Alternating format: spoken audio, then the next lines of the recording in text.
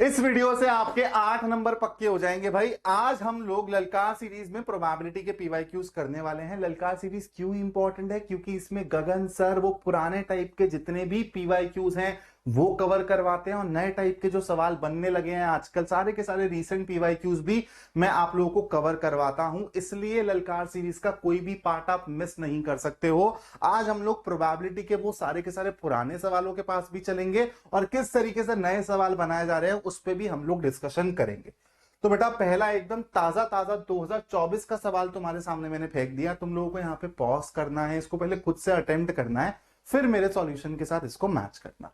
क्या दिया हुआ है? Probability of A when B has occurred is equal to probability of not A when B has occurred, then which of the following statement is true.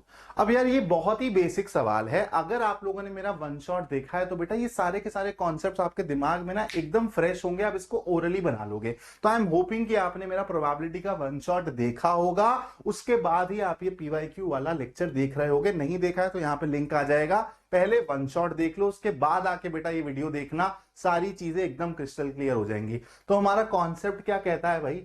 Probability of A if B has occurred is equal to 1 minus probability of not A when B has occurred। यानी कि ये और ये इन दोनों का सम 1 के बराबर होता है, और यही दोनों चीजें आपको इक्वल दी हुई हैं। तो बेटा सिंपल सा लॉजिक लगाओ, क्या ये भी 1/2 और ये भी 1/2 नहीं हो जाएगा? अब आपसे पूछा गया है कि भाई कौन सी चीज यहां पे सही होगी। तो एक बात बताओ, probability of A when B has occurred according to the formula, क्या आप इसको ऐसे लिख सकते हो? Probability of A intersection B upon probability of B. और यही चीज आपको किसके बराबर दिख रही है? 1/2 के बराबर दिख रही है। तो क्या आप यहां से सिंपल सी चीज बोल सकते हो दैट प्रोबेबिलिटी, अरे हट जा भाई मच्छर, probability of A intersection B is equal to half of probability B. आपका करेक्ट आंसर क्या हो जाएगा बेटा? Option C. सिंपल सा सवाल था, डन। आई होप 1 नंबर आप सबने कमा लिए होंगे। चलो नेक्स्ट सवाल की तरफ चलते हैं। ENFR2 बेटा बहुत इंपॉर्टेंट है 2 नंबर के लिए ऐसा सवाल। ENFR2 independent events, independent events देखते ही याद आ रही है क्या सिखाया था गगन सर ने? इंडिपेंडेंट इवेंट्स का मतलब probability of E intersection F is equal to probability of E multiplied by probability of F, such that probability of not E आपको दिया हुआ है बेटा 0.6 के बराबर। तो मेरे को एक बात बताओ, यहां से प्रोबेबिलिटी ऑफ E किसके बराबर हो जाएगा? 0.4। Probability of E union F दिया हुआ, प्रोबेबिलिटी ऑफ F पूछा गया है, probability of not E union not F पूछा गया है। इसको थोड़ी देर के लिए साइड रख दो, सबसे पहले प्रोबेबिलिटी ऑफ F निकालते हैं। तो भाई प्रोबेबिलिटी ऑफ F कैसे निकलेगा? हम लोग जानते हैं भाई probability of E union F किसके बराबर होता है? Probability of E plus probability of F minus probability of E intersection F। Probability of E पता है 0.4, probability of E union F पता है 0.6, प्रोबेबिलिटी ऑफ F निकालना है, इसको बोल दो X। Probability of E intersection F को कैसे लिख सकते हो? Probability of E multiplied by probability of F, यानी कि माइनस 0.4 टाइम्स X। ठीक है, ये यहां पर आ गया बेटा, तो 0.2 और ये 0.6, तो 0.2 बटा 0.6 यानी कि 1/3 हो गया आपका X। तो प्रोबेबिलिटी ऑफ F तो बेटा पता चल गया 1/3। ठीक है, 1/3 हो गया आपका X का वैल्यू, यानी कि प्रोबेबिलिटी ऑफ F। अब बेटा हमको ये निकालना है। अगेन मैं वही बोलूंगा बेटा, अगर तुमने मेरा वन शॉट देखा है ना तो तुमको ज्यादा मैं यहाँ पे मत्थे मारने की जरूरत नहीं पड़ेगी। सारे फॉर्मूलाज मैंने तुमको अच्छे से विजुअलाइज करवाए हैं। Probability of not E union not F किसके बराबर होता है? 1 minus probability of E intersection F। Simple. तो यहां पर ये हो गया बेटा 1 minus probability of E multiplied by probability of F, तो ये हो गया 0.4 यानी कि 4/10 यानी कि 2/5 multiplied by probability of F किसके बराबर आई है? 1/3 के बराबर। तो ये हो गया बेटा 1 माइनस 2/15 यानी कि 13/15 मेरा इसका आंसर आ गया। ठीक है, चलो let's move on to the next problem. एकदम बढ़िया सा सवाल फेंक रहे हैं। तीसरा सवाल ये, लेकिन केस बेस्ड है, और बेटा रीसेंट टाइम में पूछा हुआ केस बेस्ड है। बहुत प्यार से समझ आएगा तुमको, जैसे जैसे मैं बोलूं वैसे वैसे सोचना। और अगर वन शॉट देखा हुआ है बेटा फिर तो ऐसे ही चमका दोगे तुम उसको बिना गगन सर की हेल्प के। अकॉर्डिंग टू रिसेंट रिसर्च, ठीक है भाई रिसर्च करी गई, air turbulence has increased in various regions around the world due to climate change. Turbulence makes flights bumpy and often delay the flights. Assume that an airplane observes severe turbulence मतलब बड़ी भयंकर, moderate मतलब ठीक ठाक, और light turbulence, तीनों में से कुछ भी हो सकता है with equal probabilities, यानी कि 1/3, 1/3, 1/3. ठीक है. Further, the chance of an airplane reaching late to the destination are this percent, this percent and this percent due to severe, moderate and light turbulence. तो तुमको दिमाग में बैठ रहा है कि सर मेरे को ना ये 3 इवेंट्स दिए हुए हैं, कौन से सिवियर वाला, मॉडरेट वाला, लाइट वाला, तीनों की प्रोबेबिलिटी इक्वल है. अगर सिवियर होता है तो लेट होने की प्रोबेबिलिटी ये, मॉडरेट होता है तो लेट होने की प्रोबेबिलिटी ये, और अगर लाइट होता है तो लेट होने की प्रोबेबिलिटी ये. अब देखो पहले सवाल में क्या पूछा गया है कि भाई एयरप्लेन लेट हो जाए इसकी प्रोबेबिलिटी बता दो, तो मतलब तुमको टोटल प्रोबेबिलिटी दिख रही है. अब मैंने तुमको कैसे सिखाया हुआ वैसे ही तुम फ्लो चार्ट बनाओ. सबसे पहले तुम्हारा एक मुद्दा लिखा जाएगा यहां पर. इस तरीके से बेटा सवालों को करोगे टोटल प्रोबेबिलिटी और बेस थ्योरम के तो कभी गलत नहीं होगे. सबसे पहले मुद्दा क्या है तुम्हारा भाई, मुद्दा तुमको ये दिख रहा है कि तुम्हारा प्लेन लेट हो गया. ठीक है, लेट हो गया तुम्हारा प्लेन, तो इसको तुम बोल दोगे बेटा क्या, a event. Let A B the event that plane got late और प्लेन गॉट डिलेड. ठीक है. अब ये लेट होने के पीछे 3 रीजन तुमको दिए हुए हैं, इनको तुम बोलते हो E1, E2, E3 इवेंट्स, है ना. तो तुम्हारा E1 हो जाएगा बेटा क्या कि भाई सेवियर टर्बुलेंस हुई थी, E2 हो जाएगा क्या कि मॉडरेट टर्बुलेंस हुई थी, E3 हो जाएगा क्या कि भाई लाइट टर्बुलेंस हुई थी. सबसे पहले तुम इन तीनों के तीनों इवेंट्स की क्या करोगे, प्रोबेबिलिटी लिख लोगे. तो प्रोबेबिलिटी ऑफ E1 क्या हो जाएगा बेटा, 1/3. प्रोबेबिलिटी ऑफ E2 क्या हो जाएगा बच्चा, 1/3. प्रोबेबिलिटी ऑफ E3 क्या हो जाएगा बेटा, अगेन 1/3. अब तुम क्या लिखते हो बेटा, पहला सवाल तुमको वही बताया गया है ना, पूछा गया है ना कि प्रोबेबिलिटी ऑफ लेट बता दो बस. तो प्रोबेबिलिटी ऑफ लेट क्या होगा कि भाई ये हुआ हो फिर लेट हो गया हो, ये हुआ हो फिर लेट हो गया हो, और ये हुआ हो फिर लेट हो गया हो. तो in short probability of A किसके बराबर होगा, टोटल प्रोबेबिलिटी लिखनी है बस. This happened and then probability of A if this has happened. मतलब प्रोबेबिलिटी ऑफ गेटिंग लेट अगर भयंकर टर्बुलेंस हुई थी, वही तो दिया हुआ है यहाँ पे 55%, यानी कि 55/100 प्लस 1/3 मल्टीप्लाइड बाय यहाँ पे 37%, 37/100 प्लस 1/3 मल्टीप्लाइड बाय 17/100. समझे, ये हो गया तुम्हारा पहला पार्ट खत्म. सॉल्व कर लेना अब इसको, ये नहीं कि कैलकुलेशन करवाओ एंड तक मेरे से. दूसरा सवाल क्या कह रहा है बेटा, मैं ना इसको रब कर देता हूं, ठीक है, ये चीज तो तुमको समझ आई गई होगी. चलो, if the airplane reached its destination late, find the probability that it was due to moderate turbulence. अब यहां पे तुम लोगों को दिख रहा है कि रिवर्स चीज जानिए कि भाई प्रोबेबिलिटी ऑफ ए तुमको पता चल गया है ना. अब ये जो मुद्दा है ये कहां से हुआ हो, E2 इवेंट, क्योंकि E2 वाला इवेंट लिया था हमने जहां पे मॉडरेट टर्बुलेंस थी. तो तुमको पता है, अब कुछ नहीं करना, ये जो तुमने निकाला है टोटल प्रोबेबिलिटी, इसको तुम डिनोमिनेटर में डाल दोगे और न्यूमरेटर में क्या आएगा, जो E2 वाला कंपोनेंट था. E2 वाला कंपोनेंट क्या था, 1/3 मल्टीप्लाइड बाय 37/100. ये लो, खत्म हो गया बेटा तुम्हारा सवाल. और ये कुछ नहीं है, इसने पता एक्चुअली निकालने को क्या बोला था, आपको पता ही है कि probability of E2 when A occurred. मतलब भाई कि लेट हो गया था तो वो E2 की वजह से हुआ, यानी कि वो मॉडरेट टर्बुलेंस की वजह से हुआ. This will be your answer of second part. Let's move on to the next problem. 5 fair coins are tossed simultaneously. The probability of the events that at least one head comes up. At least one head. बेटा तो एक बात बताओ, at least 1 head निकालना है तो बेटा 1 head आ जाए, 2 हेड आ जाए, 3 हेड आ जाए, 4 हेड आ जाए, 5 हेड आ जाए, मैं माइंड नहीं करूंगा ना. मैं माइंड कब करूंगा, जब एक भी हेड ना आए. एक भी हेड ना आने का मतलब क्या है, तीनों के तीनों टेल आए. सबसे पहले तो 5 कॉइन्स अगर टॉस करे जाते हैं तो टोटल आउटकम्स कितनी होती हैं, 32, 2 to the power 5. अब इसमें से टेल टेल टेल आना मेरे को नहीं झेलेगा, बाकी सब मैं झेल लूंगा. एटलीस्ट 1 है तो भाई एक बात बताओ ना, तुम्हारा आंसर क्या हो जाएगा, जो तुमसे नहीं झेलेगा उसको माइनस कर दो ना. तो 1 माइनस टेल टेल टेल वाला एक ही है तुम्हारे पास फेवरेबल, तो तुम्हारा आंसर क्या हो जाएगा, 31/32. दोबारा से समझ लो, एटलीस्ट वन हेड का मतलब क्या हो गया कि भाई वन माइनस एक बारी भी हेड नहीं आए, है ना। एक बारी भी हेड नहीं आएगा तो भाई मेरे को फिर मेरा दिमाग घूमेगा, तो मेरे को वो चीज नहीं चाहिए, तो मैंने वन में से माइनस कर दी वाली चीज, तो मेरे को वो मिल जाएगा ना जो मेरे को चाहिए। समझे?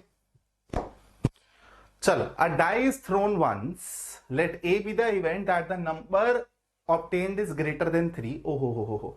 Let B be the event that the number obtained is less than 5. Then probability of A union B आपको बताना है। अगेन बहुत ही सिंपल सा सवाल है। A die is thrown once, let A be the event that the number obtained is greater than 3. Greater than 3 का मतलब क्या है भाई कि 4, 5 या 6 आ गया हो, है ना। And B be the event, तो A में बेटा ये हो जाएगा, and B be the event that the number obtained is less than 5. Less than 5 का मतलब क्या है, 1 2 3 4। तो आपको बताना है probability of A union B. Probability of A union B का मतलब क्या होता है, या तो ए हो जाए या तो बी हो जाए, एंड माइनस दोनों एक साथ नहीं हो सकते, है ना, माइनस दिस। तो प्रोबेबिलिटी ऑफ ए किसके बराबर है बेटा, 3/6 यानी कि 1/2। प्रोबेबिलिटी ऑफ बी किसके बराबर है, ये हो गया आपका 1/2, 4/6 यानी कि 2/3। ठीक है, तो आपको अब बताओ कि ये साथ में क्या दिख रहा है, सिर्फ 4 दिख रहा है इनमें कॉमन इंटरसेक्शन, यानी कि 1/6 आपका हो जाएगा यहां से probability of A intersection B. तो अगर अब आप इसको सॉल्व करोगे, वैसे देखो आपको दिख रहा है वैसे क्लियरली, ये अगर आप इसको 6 के टर्म्स में लिखोगे तो क्या हो जाएगा, ये हो जाएगा 3/6 4/6, 3/6 4/6 यानी कि 7/6 माइनस 1/6, 6/6 यानी कि आंसर आएगा अपना 1। 1 कहां दिख रहा है, ऑप्शन डी में दिख रहा है। सिंपल बेटा, फॉर्मूला बेस्ड तुम्हारा सवाल था, बस यहां पे मत फंस जाना, देख लेना भाई कि 4 कॉमन है, यानी कि probability of A intersection B क्या हो जाएगी, 1/6। Let's move on to the next problem. 2 cards, pen change कर लेते हैं। 2 cards are drawn at random and one by one without replacement from a well shuffled pack of 52 playing cards. बहुत खूबसूरत बात है। Find the probability that one card is red and the another card is black. मैंने अपने one shot में भी बताया है, अगर यहां पे तुमको एग्जैक्ट ऑर्डर लिख के दिया होता ना तो तुम ज्यादा नहीं सोचते हो, लेकिन अगर यहां पर एग्जैक्ट ऑर्डर नहीं दिया होता तो तुमको दोनों केसेस लेने पड़ते हैं। मैं समझाता हूं कैसे। Find the probability that one card is red and the other is black, मतलब पहले रेड आ सकता है फिर ब्लैक आ सकता है, या फिर पहले ब्लैक भी आ सकता है और फिर रेड आ सकता है, तो दोनों केसेस अपने को लेने पड़ेंगे। अगर यहाँ पे एग्जैक्ट ऑर्डर दिया होता तो मैं सिर्फ और सिर्फ वही वाला केस लेता।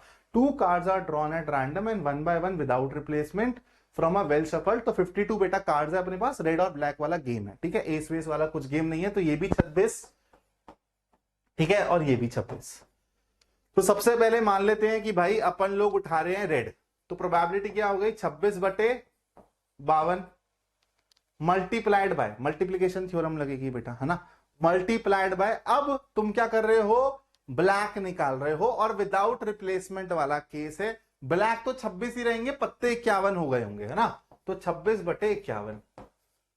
और तुमको इसको डबल करना पड़ेगा, क्योंकि तुम वो वाला केस भी लोगे कि जब पहले ब्लैक निकाला। अगर ऐसे समझ नहीं आ रहा तो इसमें ऐड करना पड़ेगा कि भाई पहले ब्लैक आ जाए और फिर अपने पास रेड आ जाए।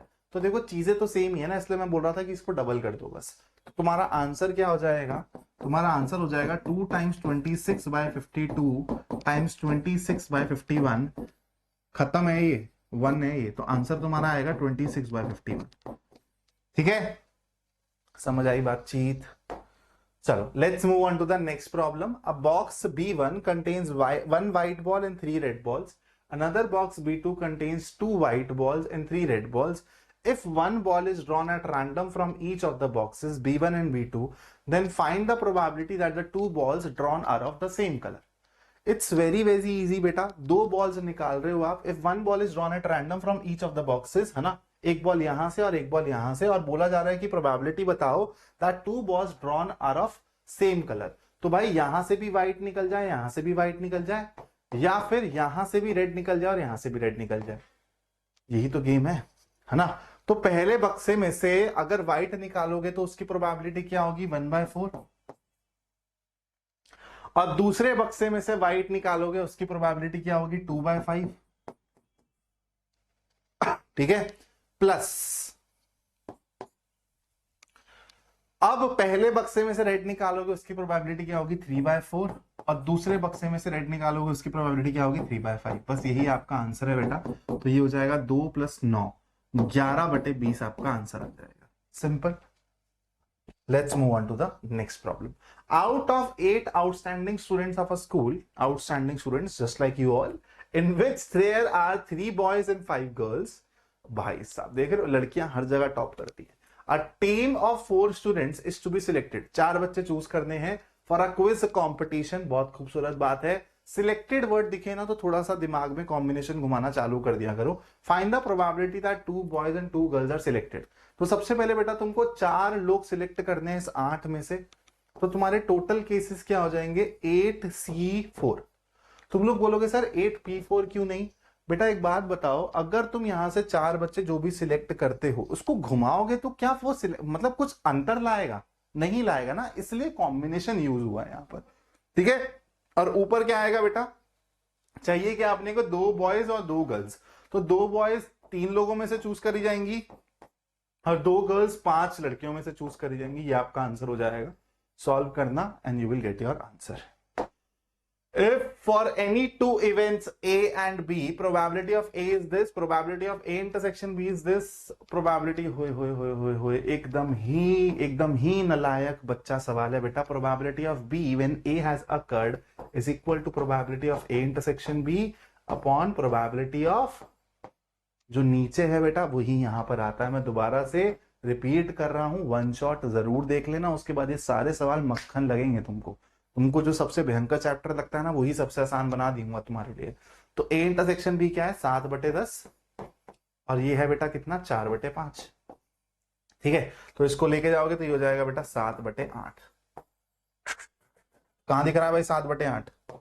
ए बे से सी में दिख रहा है, सी फॉर कैट। चलो, in the following questions are statements. तो देखो असर्शन रीजन है और रीसेंट टाइप में पूछा गया है। यही है बेटा ललकार सीरीज की खासियत।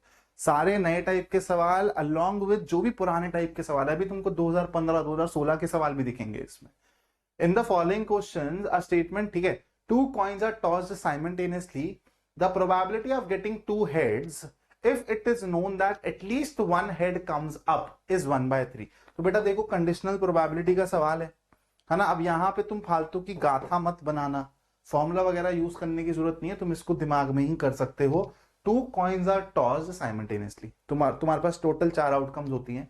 The probability of getting 2 heads, इसकी प्रोबेबिलिटी बतानी है। If it is known that at least 1 head comes up, at least 1 head आ गया मतलब टेल वाली तो तुमने हटाई दी। अब अपनी सैंपल स्पेस में से तो 3 लोग ही बचे, उन 3 में से हेड को चूज करने की प्रोबेबिलिटी क्या हो जाएगी 1/3। That means this is absolutely correct. Let E and F be 2 events with a random experiment, then probability of F when E has occurred, नीचे E है ऊपर इंटरसेक्शन है, एकदम सही है बेटा। तो both A and B are correct और कंडीशनल प्रोबेबिलिटी का सवाल है, यही मुद्दा हमने लगाया। Assume that each born child, बहुत ही इंपॉर्टेंट सवाल है बेटा। सेम सवाल आपके एग्जाम में उठ के आ सकता है 2 नंबर में 3 नंबर में, हो सकता है कि ऐसा सवाल वो केस बेस्ड में भी बना दे बेटा। Assume that each born child is equally likely to be a boy or a girl. If a family has 2 children, 2 बच्चे हैं, what is the conditional probability that both are girls given that the youngest is the girl? सबसे पहले बेटा अगर किसी भी family में 2 बच्चे हैं तो टोटल केसेस लिख लो। 2 बच्चे हैं तो भाई दोनों के दोनों लड़के भी हो सकते हैं, पहला लड़का दूसरी लड़की भी हो सकती है, पहली लड़की दूसरा लड़का भी हो सकता है और दोनों की दोनों लड़कियां भी हो सकती हैं। तो ये टोटल मेरे 4 केसेस हैं। अब मैं क्वेश्चन के बारे में सोचना चालू करूंगा। If a family has 2 children, what is the conditional probability that both are girls?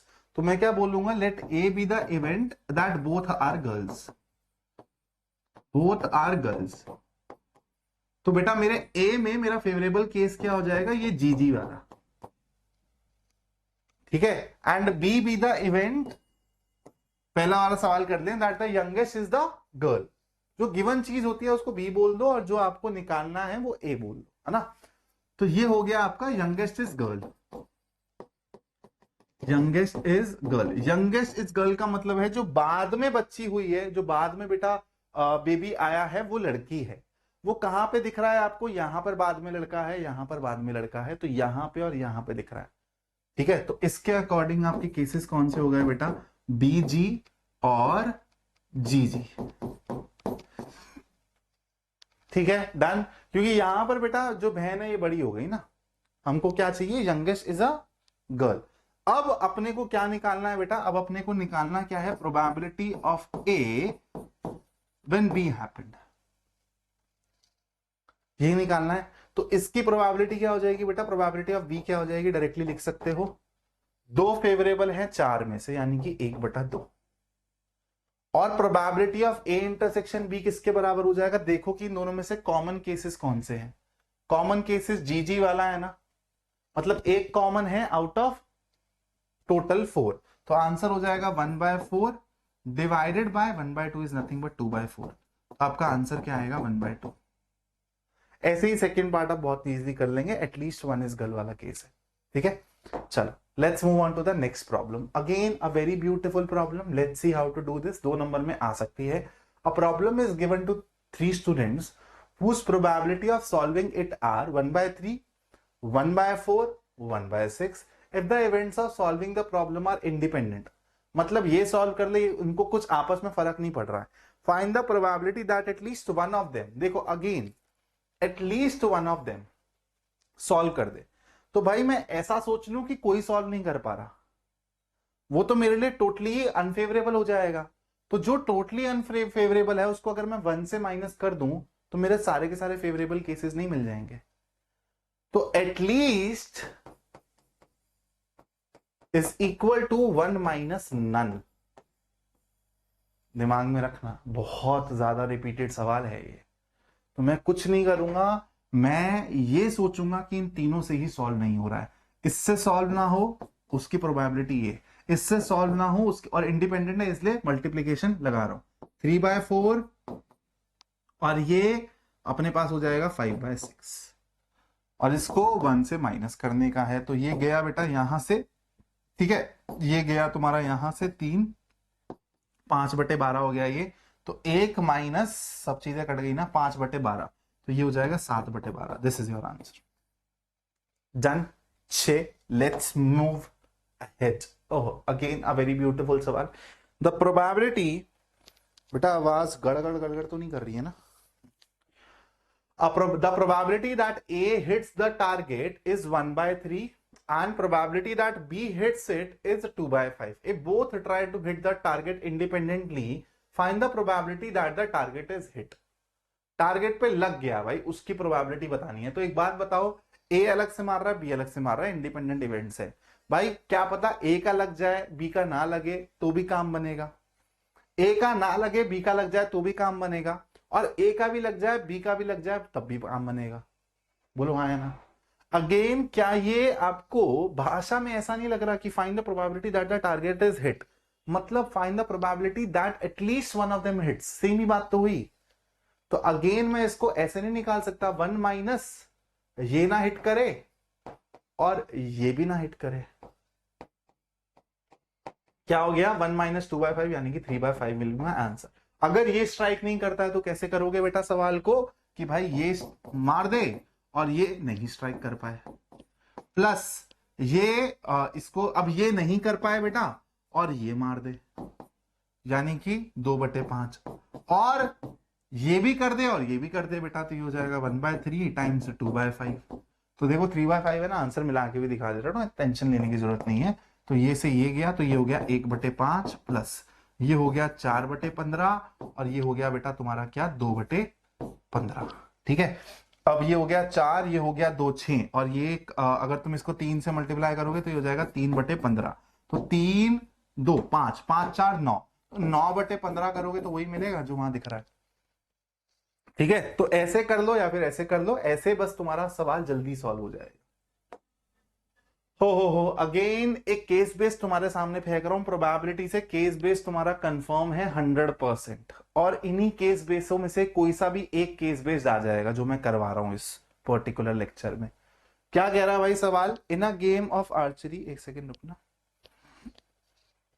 चलो let's move ahead. In a game of archery each ring of the archery target is valued, The centermost ring is worth 10 points and the rest of the rings are allotted points 9 to 1. Archer A is likely to earn 10 points with a probability of 0.8 and Archer B is likely to earn 10 points with a probability of 0.9. Based on the above information, figure out if both of them hit the archery target, then find the probability that exactly one of them earns 10 points. Exactly one of them का मतलब क्या होता है? Again मैंने तुमको अपने one shot में बहुत क्लियरली बताया है. Exactly one of them का मतलब क्या है? Probability of not A intersection B, कि भाई A से ना हो B से हो जाए union A intersection not B. और यही चीज किसके बराबर होती है बेटा? ये सारी चीजें मैंने तुमको बता रखी है अपने वन शॉट में. This is nothing. और तुम इसको अभी भी विजुअलाइज कर सकते हो अगर तुमने वन शॉट नहीं देखा है. बेटा एग्जैक्टली एक इंसान मार पाए, मतलब वो कॉमन वाला केस नहीं चाहिए अपने को. तो मतलब probability of A union B में से अगर मैं कॉमन वाला केस माइनस कर दूंगा तो एटलीस्ट वन वाला केस ही, एटलीस्ट नहीं, एग्जैक्ट वन वाला केस ही बचता है. I am sorry. ठीक है, तो आपको कुछ और नहीं करना, ये करना है probability of A union B minus probability of A intersection B. लेकिन ये सब फॉर्मूलाज में पढ़ने की जरूरत नहीं है, मैं सिर्फ आपको रिवाइज करा रहा हूं.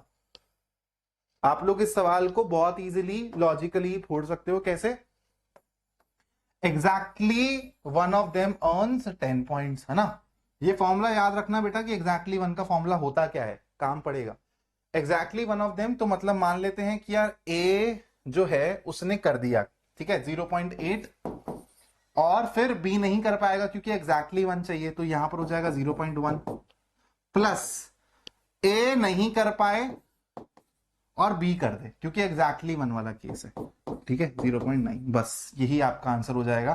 तो ये हो जाएगा बेटा क्या आपका 8/100 और ये हो जाएगा आपका 18/100. तो आपका पहले पार्ट का आंसर आएगा 26/100 यानी कि 0.26. ठीक है. सेकंड पार्ट क्या कह रहा है? Both of them earn 10 points. दोनों के दोनों ही भाई 10 पॉइंटर्स मार रहे हैं. अब ये क्या होगा, ये कैसे होगा भाई कि ये भी कर ले और वो भी कर ले? तो isn't it simple? You just have to multiply these two. That means 0.8 times 0.9, answer of second will be 0.72. इससे ज्यादा आसान केस बेस वो दे सकता है क्या आपको? चलो, A and B throw a pair of dice alternatively. बहुत ही लाजवाब सवाल है. वन शॉट में भी मैंने ये सेम सवाल करवाया है.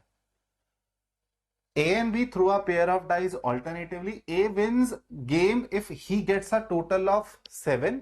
B wins game if he gets a total of 10. तो भाई हम लोग बोल देते हैं let even या फिर कुछ भी the event that A wins. तो probability of A क्या हो जाएगी? 7 चाहिए इसको टोटल, है ना. अगर 2 डाइस को ये थ्रो करता है तो 7 टोटल कब आ सकता है बेटा? 7 टोटल आने के लिए 1 6 6 1 2 5 5 2 3 4 4 3. इसके अलावा और कोई केस है क्या? नहीं. तो 6 फेवरेबल है मेरे आउट ऑफ 36, यानी कि प्रोबेबिलिटी ऑफ ए विनिंग क्या हो जाएगी? 1/6. और probability of A not winning क्या हो जाएगी बेटा? 5/6. सिमिलरली बी जीतेगा अगर उसको टोटल 10 मिल जाए. टोटल 10 कब मिल सकता है बच्चा? 2 और 8 आ सकता है क्या? 3 और 7 आ सकता है क्या? नहीं. 4 6 6 4 और 5 5. इसके अलावा कोई और ऑप्शन है क्या? नहीं है. तो probability of B winning is 1/12. 3/36 हो गया ना. और probability of not B winning is 11/12. अब तुमको निकालने का क्या है? If 8 starts the game, A ने कहानी शुरू करी है, then find the probability that B wins. सबसे पहले ए जीत नहीं सकता, तो पहली बारी में ए हार जाए और फिर बी जीत जाए.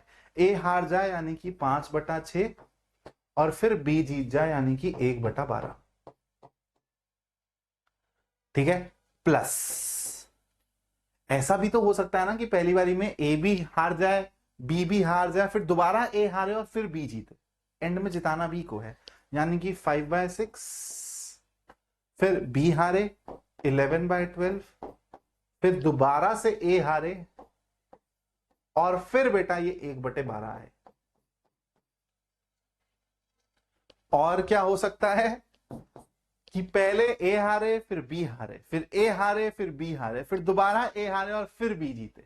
तो ऐसे बेटा इन्फानाइटली केसेस जा सकते हैं। ठीक है, तीसरा केस क्या जाएगा, 5/6, 11/12, 5/6, यहां पर क्या आएगा 11/12, दोबारा 5/6 एंड 1/12 प्लस। इसको सिंप्लीफाई करोगे ना टर्म्स में, जैसे जब तुम कॉमन लोगे तो तुमको एक जीपी दिखेगा, इनफाइनाइट जीपी। इनफाइनाइट जीपी का फॉर्मूला होता है a/1 - r। सॉल्व कर लेना, कैलकुलेशन है इसके बाद और कुछ नहीं है, यहां से तुमको जीपी मिल रहा है बस। ठीक है, चलो let's move on to the next question. A purse contains 3 silver and 6 copper coins, बहुत अच्छी बात है, and a second purse contains 4 silver and 3 copper coins. If a coin is drawn at random from one of the two purses, find the probability that it is a silver coin। तो ये simple आपका total probability का सवाल है। कैसे hit करता है, options दिए हुए हैं, उनमें से एक पर चूज करके इस कार्यक्रम के होने की प्रोबेबिलिटी बतानी है। ठीक है, तो मुद्दा क्या है कि भाई सिल्वर कॉइन चाहिए। ठीक है, और अपने पास ऑप्शंस क्या है, पर्स 1, पर्स 2। सबसे पहले तो इनको चूज करने की कोई प्रोबेबिलिटी दी हुई है क्या, अ purse contains this and a second person if a coin is from 2 of the purses. तो भाई दोनों की प्रोबेबिलिटी आप सेम लोगे, इसकी भी 1/2 और इसकी भी 1/2। अब probability of getting a silver coin will be कि पहला पर्स चूज किया हो और उसमें से सिल्वर कॉइन निकल गया हो, यानी कि 3/9 यानी कि 1/3 प्लस सेकेंड पर्स चूज किया हो और उसमें से सिल्वर कॉइन निकल गया हो, यानी कि 4/7। यही तुम्हारा इस सवाल का उत्तर है, खत्म। अब यहीं पे वो एक स्टेप और आगे करके पूछ सकता था कि भाई कि सिल्वर कॉइन निकल गया तो ये बताओ कि फर्स्ट पर से आया हो, तो बेस थ्योरम लग जाती सिंपली, ये तुम्हारा डिनोमिनेटर में आ जाता और ये वाला पोर्शन फर्स्ट पर से आया हो ये तुम्हारा न्यूमरेटर में आ जाता। तो कोई भी फॉर्मूला रटने की जरूरत नहीं है, दिमाग में फ्लो बनाओ बस।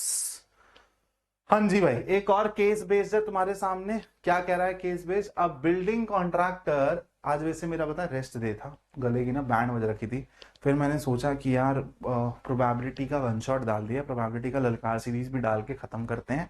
अब सिर्फ और सिर्फ ललकार में तुम्हारा डिफरेंशियल इक्वेशन और एप्लीकेशन ऑफ इंटीग्रल्स बच जाएगा, वो भी बेटा मैं जल्दी ही 1 या 2 दिन में करके समाप्त करूंगा, तो मेरी सारी की सारी प्लेलिस्ट कंप्लीट हो जाएगी। फिर हम लोग मस्त पढ़ेंगे कहाँ पे, परिणाम बैच में। तो बेटा आपके जो भी पेंडिंग लेक्चर्स है ना यूट्यूब पे आप देख लेना और परिणाम बैच में आ जाना। ठीक है, और अभी तो ऑफर चल रहा है कि 499 में तुमको बेटा बैच में भी एनरोलमेंट मिल जाएगी, और अगर तुमने सुपर 500 क्वेश्चन की पीडीएफ अभी तक नहीं ली थी और तुमको लेनी है तो वो भी इसके साथ कॉम्प्लीमेंट्री मिल जाएगी। लेकिन अगर तुमने ऑलरेडी पीडीएफ ले रखी है तो तुम्हारा जो पीडीएफ वाला प्राइस था यानी कि 140 रुपीज इसमें से और माइनस हो जाएगा, तो आपको अराउंड 350 रुपीज में अप्रोक्सीमेटली, आपको अराउंड 360 रुपीज में, 350 मान लो, 350 रुपीज में आपको परिणाम बैच मिल जाएगा, जहां पर 1 महीने आपको प्रॉपर गाइडेंस, मेंटोरिंग और एकदम क्लोज्ड माहौल में बेटा मैं पढ़ाऊंगा, और परिणाम बैच से परिणाम निकलेगा, दिस इज माय गारंटी। चलो इस वाले सवाल को करते हैं। क्या कह रहा है सवाल, डिस्क्रिप्शन में लिंक मिल जाएगा आपका, डाउनलोड कर लेना। A building contractor undertakes a job to construct 4 flats on a plot along with a parking area. Due to strike, the probability of many construction workers not being present for the job is 0.65। ठीक है, सारे के सारे present नहीं है। The probability that many are not present and still the work gets completed on time is 0.35। The probability that the work will be completed on time when all the workers are present is 0.80। Let E1 represent the event when many workers were not present for this job। तो बेटा अपने यहाँ पे उसने सारी चीजें दे रखी हैं। And E2 represent the event when all workers were present and E represent completing। ठीक है, तो बेटा ये रहा तुम्हारा E इवेंट कि भाई तुम्हारा काम कंप्लीट हो गया है। ठीक है, अब काम कंप्लीट तब भी हो रहा है जब सारे वर्कर्स नहीं है और तब भी हो रहा है जब सारे वर्कर्स हैं। तो इवन उसने बोला है कि उसको मान लो जब आपके सारे वर्कर्स प्रेजेंट नहीं है, और E2 उसने बोला है उसको मान लो जब आपके सारे वर्कर्स प्रेजेंट है। तो सबसे पहले प्रोबेबिलिटी ऑफ E1 बताओ किसके बराबर हो जाएगा। तो आप लोग बोलोगे सर इंफॉर्मेशन में दिया हुआ है due to strike the probability of, अरे हट जा भाई, तू क्या घूमे जा रहा है यहाँ पर, due to strike the probability of many construction workers not being present for the job is 0.65, तो सिंपली 0.65 दिया हुआ है। और प्रोबेबिलिटी ऑफ E2 क्या हो जाएगी बेटा, 1 माइनस दिस, यानी कि 0.35। ठीक है, अब आपको दिया हुआ है आगे क्या, देखो पहला सवाल क्या है, what is the probability that all the workers are present for the job. तो पहले सवाल का उत्तर तो बेटा सीधा सीधा प्रोबेबिलिटी ऑफ E2 यानी कि 0.35 हो गया। चलो भाई, अब मुझे बताओ कि प्रोबेबिलिटी ऑफ E क्या है when this was the case, and probability of E क्या है when this was the case. यानी कि कुछ और नहीं पूछ रहा मैं तुमसे, ये पूछ रहा हूं कि probability of E over E1 क्या है और probability of E over E2 क्या है। तो भाई यहां पे दिया हुआ है the work gets completed on time is 0.35, the probability that many are not present and still the work gets completed on time is 0.35, तो ये हो गया 0.35। The probability that work will be completed on time when all workers are present is 0.80, तो बेटा ये हो गया 0.80 के बराबर। अब टोटल प्रोबेबिलिटी निकालनी है, मजाक नहीं रह गया क्या। प्रोबेबिलिटी ऑफ E किसके बराबर हो जाएगा, 0.65 multiplied by 0.35 plus 0.35 multiplied by 0.80। Calculate कर लेना, सेकेंड पार्ट का आंसर आ जाएगा। थर्ड पार्ट क्या कह रहा है, व्हाट इज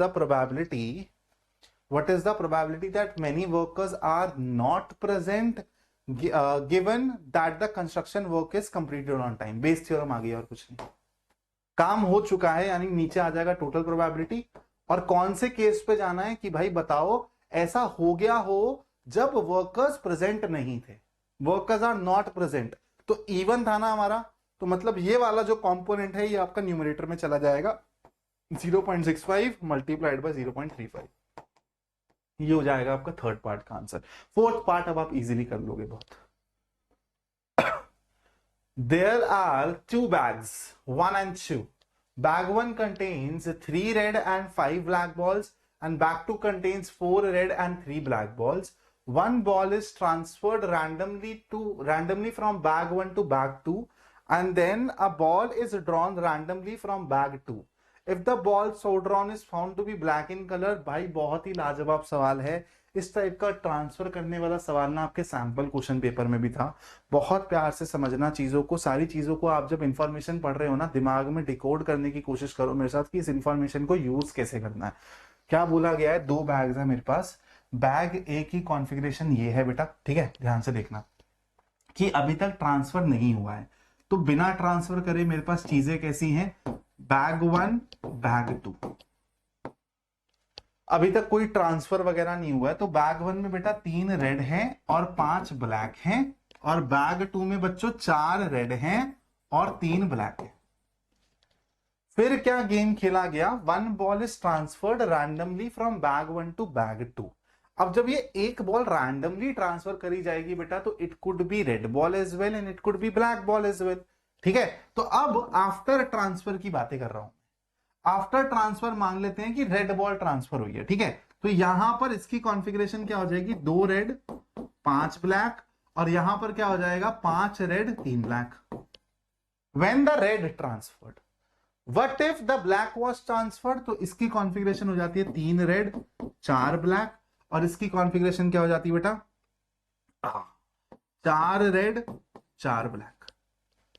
अब मेरी बात को ध्यान से समझना, आपको ना आगे की स्टेटमेंट से पता चलेगा इस सवाल में करना क्या है। If the ball so drawn is found to be, अब क्या किया गया बेटा, ये सब ट्रांसफर करने के बाद एक बॉल ना रैंडमली निकाली गई फ्रॉम बैग 2, बैग 2 से एक रैंडमली बॉल निकाली गई। If the ball so drawn is found to be black in colour, bag 2 से जो फाइनली बॉल आई वो ब्लैक आई, तो उसने बोला है then find the probability that the transferred ball is black. तो आप खुद सोचो, चीजें ऐसी नहीं दिख रही क्या कि आपने बैग 2 से एक बॉल निकाली फाइनली, जो कि क्या आ गई, ब्लैक आ गई। अब एक बात बताओ, उसने बोला है कि आपको ये बताना है कि ये ब्लैक बॉल आ गई, तो भाई हमारा जब ट्रांसफर हो रहा होगा तो ब्लैक बॉल का ट्रांसफर हुआ होगा। तो इस तरीके से सोचो चीजों को कि भाई 2 केसेस थे अपने पास, एक की रेड बॉल ट्रांसफर हुई है, एक की ब्लैक बॉल ट्रांसफर हुई है, ठीक है। इसकी प्रोबेबिलिटी पता चल जाएगी, इसकी प्रोबेबिलिटी पता चल जाएगी, बोलो हाँ या ना। अब मेरे को ये पता है कि ब्लैक बॉल निकली है फाइनली, जब मैं सेकंड बैग में से कुछ बॉल निकाल रहा हूं, तो एक बात बताओ, अगर मैंने रेड बॉल ट्रांसफर करी होगी तो मैं क्या प्रोबेबिलिटी निकाल सकता हूं, मतलब यहां से मैं निकाल सकता हूं कि प्रोबेबिलिटी ऑफ ब्लैक क्या होगी when red was transferred. Probability of black क्या होगी सेकंड बॉल में से, सेकंड बैग में से निकालने की when black was transferred. Total probability निकाल लूंगा, टोटल प्रोबेबिलिटी निकाल के न्यूमरेटर में क्या डालूंगा कि भाई ब्लैक बॉल ट्रांसफर हुई हो ये। तो मतलब ये एक बेस थ्योरम का सवाल है और आपको फ्लो समझ आ चुका है, तो आपको कुछ और नहीं करना। यहीं से ही बेटा हम इस क्वेश्चन को कंटिन्यू करते हैं। सबसे पहले आपके जो दो इवेंट्स है ना, यहां पे बैग वाले इवेंट्स ही नहीं है, यहां पे इवेंट कौन से बन रहे हैं, बॉल का ट्रांसफर करना। तो आप लिखोगे कैसे इस सवाल को कि भाई इवन आपका इवेंट हो जाएगा दैट रेड इज ट्रांसफर्ड। ठीक है दोस्त। E2 क्या हो जाएगा आपका, ब्लैक इज ट्रांसफर्ड। बहुत ही खूबसूरत सवाल है बेटा, इतनी इजीली से आप इसका ना फ्लो पकड़ नहीं पाओगे, आप बैग्स में ही कंफ्यूज रह जाओगे। ठीक है, उसके बाद A B the event that you found black ball, black ball was drawn from bag 2। ठीक है, तो सबसे पहले तो मेरे को बताओ कि प्रोबेबिलिटी ऑफ E1 क्या है कि रेड बॉल ट्रांसफर हुई है। ये वाला केस की बात कर रहा हूं, ये वाले केस की। आप बैग 1 में से एक बॉल चूज करके यहां फेंक रहे हैं रैंडमली और वो रेड हो जाए, उसकी प्रोबेबिलिटी क्या है, 3/8। और प्रोबेबिलिटी E2 यानी कि ब्लैक बॉल ट्रांसफर हो जाए, उसकी प्रोबेबिलिटी क्या है, 5/8। ठीक है, अब बैग 2 की कॉन्फ़िगरेशन रेड बॉल की ट्रांसफर के बाद ये है और ब्लैक बॉल की ट्रांसफर के बाद ये है। तो मतलब probability of A happening when E1 happened किसके बराबर हो जाएगा, ब्लैक चाहिए ना मेरे को, 3/8। और probability of A when black ball was transferred किसके बराबर हो जाएगा बेटा, ये वाला केस है, ब्लैक चाहिए तो 4/8 यानी कि 1/2। अब क्या निकालना है अपने को, अपने को निकालना है बेटा, अपने को एक्चुअली निकालना ये है that the transferred ball is also black. So probability of this happened and this happened from E2 event, ये निकालना है अपने को। तो अपना आंसर क्या हो जाएगा, 5/8 multiplied by 1/2 divided by total probability यानी कि 3/8 मल्टीप्लाइड बाय, एक बार इसको क्रॉस चेक कर लूं, अपना ये होने की प्रोबेबिलिटी व्हेन E1 हैपेंड, मतलब ब्लैक निकालना है तो 3/8 ही है, और यहां पर भी सही है बेटा। तो 3/8 टाइम्स 3/8 प्लस ये हो जाएगा 5/8 times 1/2। This is your answer, calculate this and get the answer. समझ आया, फ्लो समझना बहुत जरूरी है। यहां पर बैग्स नहीं, जो ये बैग्स में ट्रांसफर हो रहा है ना, वो आपके E1 और E2 बन रहे हैं। E1 बन रहा है आपका कि रेड बॉल ट्रांसफर हुई, E2 बन रहा है कि ब्लैक बॉल ट्रांसफर हुई। इस ट्रांसफर होने के बाद आपको बोला गया है कि ब्लैक बॉल निकल रही है, तो ट्रांसफर होने की बाद की कॉन्फ़िगरेशन को यूज किया आपने और ब्लैक बॉल निकलने की प्रोबेबिलिटी निकाली, और फिर रिवर्स जाके बेस थ्योरम लगा ली और देख लिया कि भाई ब्लैक बॉल निकली है, तो अपनी ब्लैक बॉल ट्रांसफर हुई हो उसकी प्रोबेबिलिटी ये हो जाएगी। Very very beautiful question. Let's move on to the next one. In a shop X, 30 tins of ghee of type A and 40 tins of ghee of type B, which look alike, are kept for sale. While in shop B, similar 50 tins and type A and type B are there. One tin of ghee is purchased from one of the random selected shop and is found to be of type B. ठीक है, find the probability that it is purchased from shop B. तो भाई shop Y, तो अपन को क्या किया, एक घी purchase करना था अपने को, 1 tin of घी, और वो बी का आ गया, टाइप बी का आ गया। ये अपना गिवन स्टेटमेंट है, मतलब ये अपना मुद्दा हो गया। Find the probability that it is purchase from shop Y, reverse जाना है यानी कि बेस थ्योरम। तो सबसे पहले डिनोमिनेटर बना लो। डिनोमिनेटर क्या बनेगा, सबसे पहले तो शॉप एक्स और शॉप वाई, इनमें से किसी को भी प्रेफरेंस देनी है क्या, कहीं पर भी लिखा हुआ है, नहीं, कोई प्रेफरेंस नहीं देनी। तो मान लो शॉप एक्स से ये आपको टाइप बी वाला मिलता है, तो शॉप एक्स से मेरा टाइप बी वाला के क्या चांसेस हैं, 40/70 यानी कि 4/7 प्लस शॉप वाई को चूज किया और यहां से मेरा क्या आएगा बेटा, टाइप बी वाला घी आएगा, टाइप बी वाला घी 60/110 यानी कि 6/11 और न्यूमरेटर में क्या आएगा, अपने को चाहिए कि वो शॉप वाई से आया हो, शॉप वाई मतलब सेकंड वाला कंपोनेंट, तो 1/2 multiplied by 6/11 this is your answer. देख रहे हो, एक बार अगर कॉन्सेप्ट दिमाग में बैठ जाए ना, और घर पे तो आप इन सवालों को ऐसे ही उड़ा दोगे, इसको प्रॉपरली जब एग्जाम में आएगा तो लिखना पड़ेगा। Let E1 be this event, let E2 be this event, let A be this event, जो तरीका होता है वो भी मैं अपने वन शॉट्स में और यहाँ पर इस वाले लेक्चर में बहुत क्वेश्चंस में ऑलरेडी सिखा चुका हूं। Often it is taken that a truthful person commands more respect in the society. Very, very, very true. A man is known to speak the truth 4 out of 5 times. He throws a die and reports that it is a 6. तो भाई वो जो सच है ना 4 बारी बोलता है 5 में से, तो एक बात बताओगे ना सच बोलने की प्रोबेबिलिटी क्या होगी, 1/5 होगी क्या। और एक डाई को थ्रो किया गया और उसने रिपोर्ट किया कि 6 आया है, तो क्या पता सच बोल रहा हो, क्या पता झूठ बोल रहा हो। Find the probability that it is actually a 6। Do you also agree that the value of the truthfulness leads to more respect in the society. तो इसको तो छोड़ दो, अपना सवाल ये है, find the probability that it is actually a 6। He throws a die and reports it as a 6 कि भाई 6 आ गया, ये आपकी ऑलरेडी मुद्दा बन गया आपको कि ये चीज हो चुकी है, उसने रिपोर्ट करा है कि भाई 6 आया है। अब find the probability that it is actually a 6, मतलब कि वो सच बोल रहा है, ये बताओ सिंपली। तो अब अगर वो सच बोल रहा है, मान लेते हैं वो सच बोल रहा है, और फिर तो 6 आया ही होगा, तो 6 आने की प्रोबेबिलिटी क्या है, 1/6। ठीक है, वो झूठ बोल रहा है और उसने बोला throws a die and reports that it is a 6। Find the probability that it is actually a 6। Actually a 6 का मतलब क्या है कि भाई ये सबसे पहले तो झूठ बोल रहा है, तो अब 6 नहीं आके बाकी 5 लोगों में से कोई भी आ सकता है। बात को समझ रहे हो मेरी। सबसे पहले उसने जो रिपोर्ट किया है, उसने जो स्टेटमेंट दिया है, जो चीज हो गई है टोटल प्रोबेबिलिटी से। भाई ये क्या हो गया यार, अरे तू हट क्यों नहीं रहा है, तेरे चक्कर में मेरा पेन नहीं चल रहा है जब से, पता नहीं एक मच्छर सुबह से घूमे जा रहा है। देखो ये चीज है बेटा तुम्हारी गिवन, और ये चीज है जो तुम उल्टा जाते हो बेस में कि यहां से आया है, बताओ कि उसने सच बोला होगा। तो सबसे पहले तो मैं अपनी टोटल प्रोबेबिलिटी लिख रहा हूं 6 आने की, कि उसने सच बोला और 6 आ गया हो, उसने झूठ बोला कि 6 आया हो। तो झूठ बोलेगा अगर कि भाई 6 आया है, तो 6 नहीं आया होगा, उसकी प्रोबेबिलिटी क्या है, 5/6 है ना।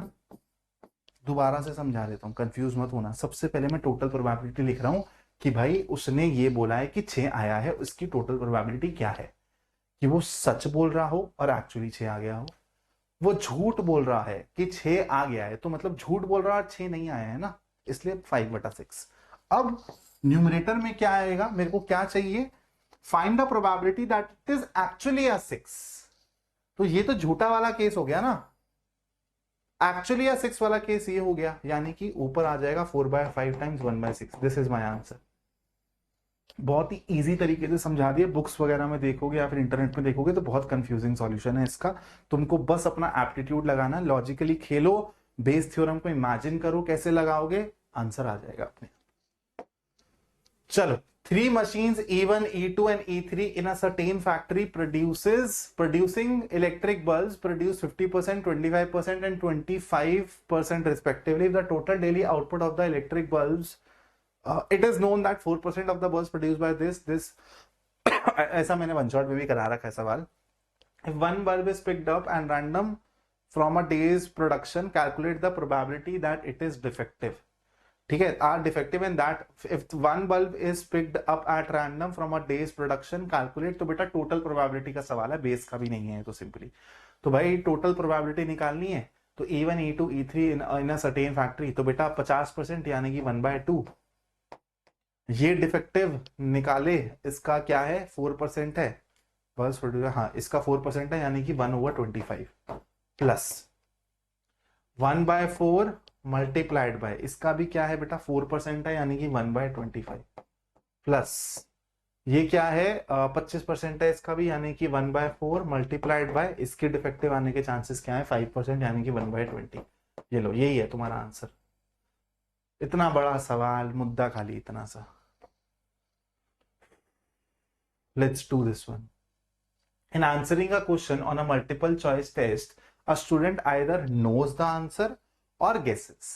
Let 3/5 be the probability that he knows the answer and 2/5 be the probability that he guesses. Okay. Assuming that a student who guesses the answer will be correct with probability 1/3, मतलब वो guess करता है और answer सही हो जाए, इसकी probability दी हुई है 1/3. What is the probability that the student knows the answer given that he answered it correctly? तो सबसे पहला तुम्हारा मुद्दा क्या हो गया कि भाई उसने सही आंसर दे दिया है। जो गिवन चीज होती है वो मुद्दा बना लो जब भी तुम्हारा क्वेश्चन आए टोटल प्रोबेबिलिटी बेस्ड थ्योरम का। तो भाई उसने आंसर करेक्ट दे दिया है, तो इसको क्या बोल दोगे तुम, let A B the event that he answered it correctly, he और शी आंसर्ड इट करेक्टली। अब क्या ऑप्शंस हो सकते हैं कि भाई उसको ये पता हो, है ना। Let 3/5 be the probability that he knows the answer, तो ये क्या है नोज वाला केस, और ये क्या है बेटा गेस वाला केस। तो नोज वाले की प्रोबेबिलिटी है 3/5 और गेस करने वाले की प्रोबेबिलिटी है 2/5। ठीक है। करेक्ट आंसर कैसे आ सकता है, यहां से भी आ सकता है, यहां से भी आ सकता है। अगर उसको आंसर आता है, मतलब उसको पता है उस क्वेश्चन के बारे में, तो उसकी प्रोबेबिलिटी 3/5 है। अब सही करने की प्रोबेबिलिटी तो 1 होगी ना, अगर आता है उसको आंसर उसका तो 1 हो जाएगा ना प्रोबेबिलिटी, प्लस गेस कर रहा है और फिर सही हो जाए, उसकी प्रोबेबिलिटी 1/3 दी हुई है। ये हो गया तुम्हारा डिनोमिनेटर का काम। अब पूछा है what is the probability that the student knows the answer. Student knows the answer मतलब ये वाला जो तुम्हारा कंपोनेंट है वो ऊपर चला जाएगा, तो 3/5 आंसर क्या हो जाएगा। ये थोड़ा हौच-पौच हो गया लेकिन समझ गए होगे तुम लोग। भाई अब फटाफट से 4-5 सवाल और करते हैं और फिर सेशन को एंड करते हैं। बहुत सारे टाइप के सवाल करा लिए, अभी रैंडम वेरिएबल वाले 3-4 सवाल करा के सेशन को खत्म करते हैं। एन इंश्योरेंस कंपनी, कल ना चेस्ट मारी मैंने यहाँ जिम में, एकदम दर्द हो रहा है पूरा। An insurance company insured 3,000 cyclist, 6,000 scooter drivers and 9,000 cars. Okay. The probability of an accident involving a cyclist, a scooter driver and a car driver are 0.3, 0.05 and 0.02 respectively. One of the injured person meets with an accident. What is the probability that he is a cyclist? तो भाई accident हो गया है और फिर वो cyclist हो, इसकी प्रोबेबिलिटी बतानी है। तो भाई एक्सीडेंट हो गया है, let A B the event that accident occurred. ठीक है, let A B the event that accident occurred. अब ये बेटा साइक्लिस्ट भी हो सकता है, ठीक है, स्कूटर ड्राइवर भी हो सकता है और कार ड्राइव करने वाला भी हो सकता है। The probability of an accident involving a cyclist, a scooter driver and a car driver is given. तो आपको पता है भाई, सबसे पहले तो साइक्लिस्ट हो, इसकी प्रोबेबिलिटी क्या होगी 3000 ओवर 9, 9, 18 यानी कि 1/6। इसकी हो जाएगी कितनी 1/3 और इसकी हो जाएगी 1/2। ठीक है, साइक्लिस्ट था और फिर उसका एक्सीडेंट हो गया हो, उसकी प्रोबेबिलिटी दी हुई है 0.3।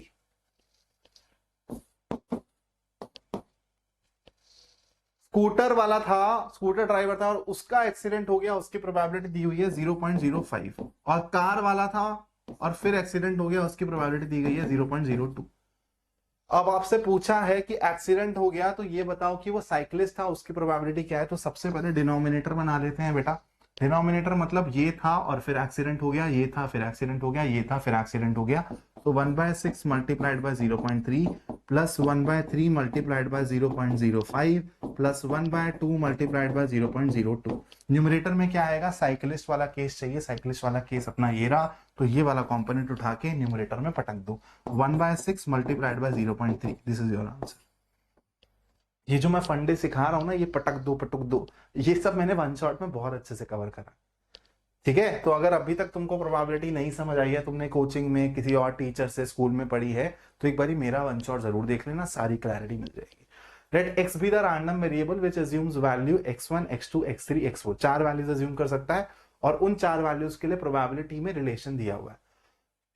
Twice of this is equal to thrice of this is equal to probability of x for x3, probability for x3 and probability is equal to 5 times x। तो एक काम करते हैं ना, ये x3 वाली जो प्रोबेबिलिटी है इसको k मान लेते हैं, ठीक है। x3 वाली प्रोबेबिलिटी को अगर मैं k मान लेता हूं तो मेरी ये वाली प्रोबेबिलिटी क्या हो जाएगी, 2 times this is equal to k। तो ये हो जाएगा बेटा k बटे 2, ये हो जाएगा k बटे 3 और ये हो जाएगा अपना k बटे 5।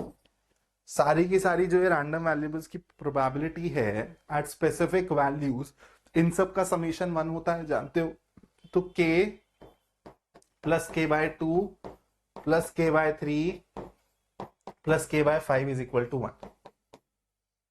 यहां से बेटा तुम्हारे k की वैल्यू क्या आएगी, 2 3 5। इसका एलसीएम ले लो तो 2 3 5 का तुम्हारा एलसीएम क्या हो जाएगा, 6 5 30, ठीक है। तो इसको लिख लो बेटा 30k by 30 plus 15k by 30 plus 10k by 30 plus 6k by 30 is equal to 1। तो 30 15 45 45 10 55 55 और 6 61। तो 61k इज इक्वल टू 30। तो k की वैल्यू आ जाएगी दोस्त 30/61। अब तुम लोगों को कुछ नहीं करना, प्रोबेबिलिटी डिस्ट्रीब्यूशन लिखनी है तो ऐसे लिखोगे x और यहां पे लिखोगे p, ठीक है। फिर यहां पर लिखोगे भाई x की वैल्यू क्या है, x1 है, x2 है, x3 है, x4 है। x1 के लिए प्रोबेबिलिटी क्या हो जाएगी बेटा, x1 के लिए प्रोबेबिलिटी है तुम्हारी k बाय 2 के बराबर। तो इसको तुम ऐसे लिख दोगे बस, मतलब इन शॉर्ट 15/61 हो जाएगा। x2 की प्रोबेबिलिटी क्या है, k बाय 3 है, तो ये हो जाएगा तुम्हारा 10/61। और फिर फिर तुम्हारी x3 की प्रोबेबिलिटी क्या है, k के बराबर है, तो दिस इज 30/61। और ये हो जाएगा तुम्हारा k बाय 5 यानी कि 30/5 यानी कि 6/61। और एक बार क्रॉस चेक करने के लिए ना सारी प्रोबेबिलिटीज का सम कर लिया करो, 1 मिलना चाहिए। तो देखो ये हो गया 40 55 55 और 6 61, 61/61 एक आंसर सही है अपना, कहीं पे कैलकुलेशन मिस्टेक नहीं हुई है। 3 rotten apples are mixed with 7 fresh apples, बहुत अच्छा सवाल है। 3 rotten apples, 3 गंदे सड़े हुए सेब 7 अच्छे एप्पल्स के साथ मिक्स कर दिए गए। Find the probability distribution of the number of rotten apples, find the probability distribution of the number of rotten apples if 3 apples are drawn 1 by 1 with replacement हुई है। Find the mean of the number of rotten apples. तो mean तो बेटा निकाल लेंगे, सबसे पहले probability distribution table लिख लेते हैं। तो सबसे पहले आपका जो रैंडम वेरिएबल है उसकी वैल्यू क्या क्या हो सकती है मेरे को ये बताओ। Find the probability distribution of the number of rotten apples if 3 apples are drawn 1 by 1 with replacement. तो x is nothing but number of rotten apples, ठीक है। तो आपको हो सकता है कि भाई एक भी रोटन एप्पल ना मिले। आप 3 एप्पल्स निकाल रहे हो ना, और ये 10 हो चुके हैं, तो हो सकता है कि एक भी रोटन एप्पल ना मिले, हो सकता है कि एक रोटन एप्पल मिले, एक हो सकता है कि 2 मिले, और हो सकता है कि तीनों के तीनों मिल जाए। अब आपको बस इनके रिस्पेक्टिव प्रोबेबिलिटीज निकालनी है। So probability of x is equal to 0, ये किसके बराबर हो जाएगा कि एक भी रोटन एप्पल नहीं है भाई, एक भी रोटन एप्पल नहीं है। और 3 बारी आप लोग चांसेस ले रहे हो, एक एक करके निकाल रहे हो विदाउट रिप्लेसमेंट। मतलब पहली बारी में भी फ्रेश एप्पल आया होगा, बोलो हाँ या ना। दूसरी बारी में भी फ्रेश एप्पल आया होगा, क्योंकि रिप्लेस हो रहा है तो आपका सैंपल स्पेस नहीं बिगड़ेगा, ठीक है। 7/10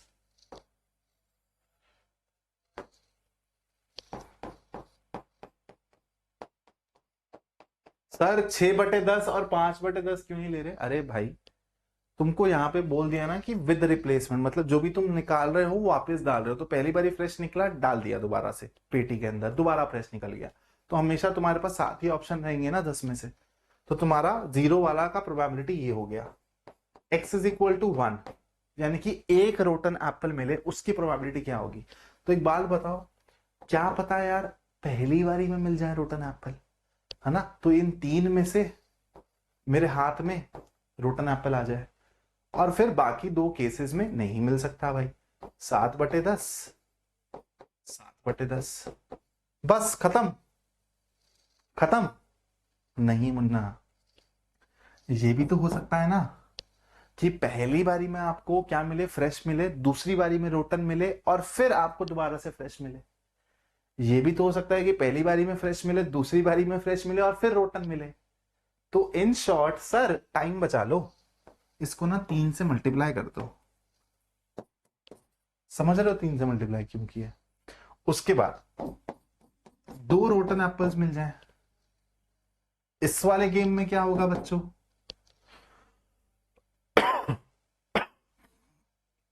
ओहो,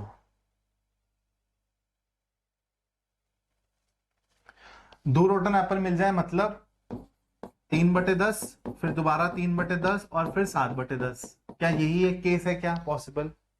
नहीं सर, ये भी तो हो सकता है कि पहली और तीसरी बारी में मिल जाए रोटन, बीच में फ्रेश मिल जाए। ये भी हो सकता है कि दूसरी और तीसरी बारी में मिल जाए रोटन और पहली बारी में फ्रेश मिल जाए। तो अगेन 3 केसेस हो गए क्या? फिर प्रोबेबिलिटी ऑफ गेटिंग ऑल 3 रोटन्स, तो भाई यहां पर भी 3/10, यहां पर भी 3/10 और यहां पर भी 3/10।